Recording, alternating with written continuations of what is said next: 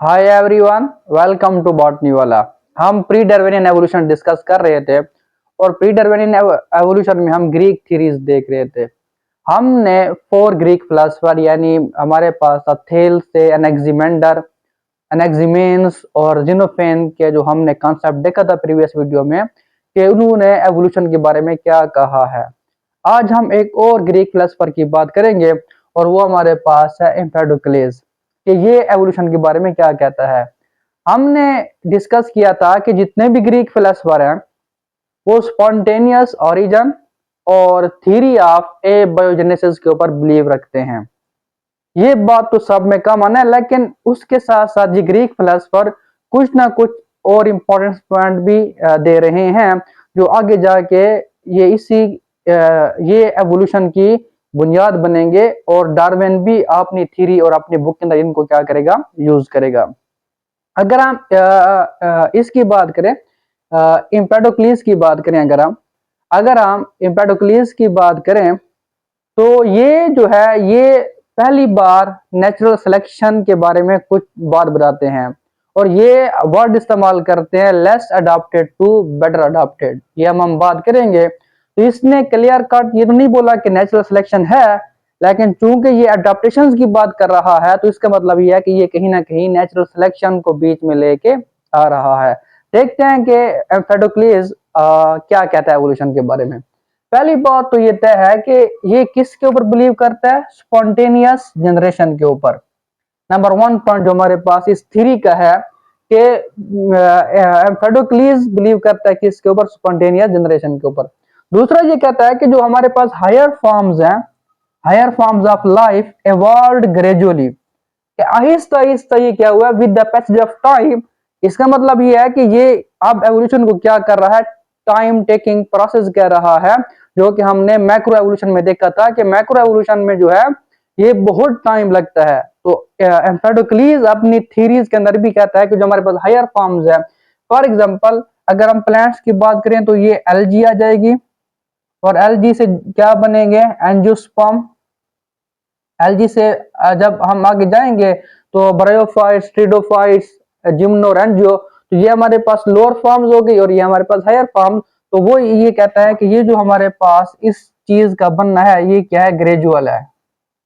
और अगर हम बात करें एनिमल के अंदर तो इनवर्टिब्रेट और उससे ग्रेजुअली क्या बने हैं, वर्टिब्रेट। तो यही ये बात कहता है कि जो हमारे पास हायर फॉर्म्स हैं वो कन्वर्ट हुई हैं, उससे बनने हैं जो लोअर फॉर्म्स है उससे हायर फॉर्म्स बनी है gradually with the passage of time. तीसरे पॉइंट में ये कहता है कि इम्परफेक्ट फॉर्म्स, और यहाँ इम्परफेक्ट फॉर्म से हमारी क्या मुराद है, less adopted, less adopted organism. imperfect forms were gradually replaced by perfect form, और परफेक्ट फॉर्म को वो क्या बोलता है, बेटर अडॉप्टेड।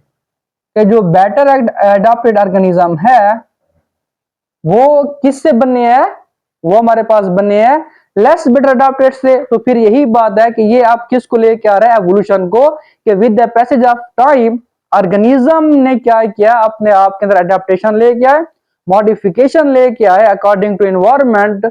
और जो हमारे पास लेस अडॉप्टेड फॉर्म्स थी जिसको इम्परफेक्ट फॉर्म्स हम बोलते हैं, वो चेंज हो गई किसके अंदर, परफेक्ट फॉर्म्स के अंदर। तीसरा जो मेन इंपॉर्टेंट पॉइंट है वो ये कहता है कि जो प्लांट लाइफ है यानी जो प्लांट्स है ये come first and animal life develop later. तो ये तो सिंपल सा कॉन्सेप्ट है कि पहले पहले कौन है, प्लांट। जाहिर बात है जो एनिमल है वो हिटरोट्रॉफ है, तो अगर वो पहले आते तो वो किस चीज को खाते, वो फूड कहाँ से लेते।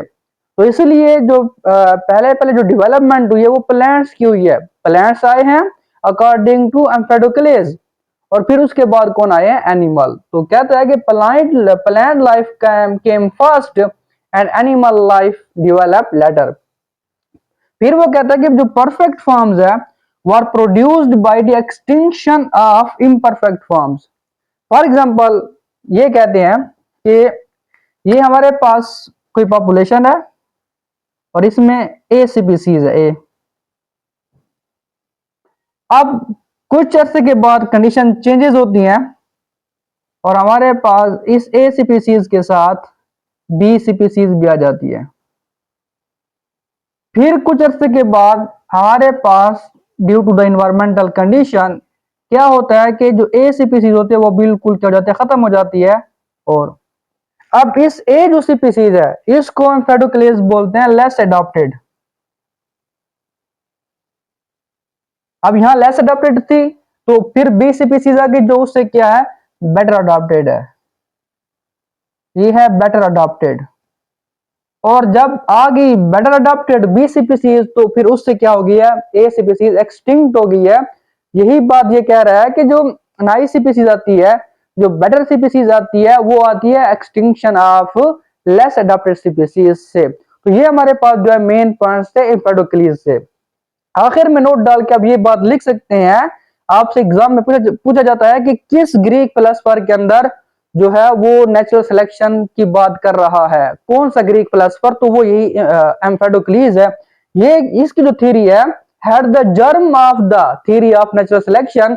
जर्म बोलते हैं सीड को एक्चुअली यहाँ के, इसकी थ्योरी के अंदर आपको कहीं ना कहीं जो बात है वो नेचुरल सिलेक्शन की मिलेगी। क्यों? क्योंकि ये बात कर रहा है कि जो लाइफ है वो लेस अडॉप्टेड से कहां गई है, बेटर अडॉप्टेड की तरफ।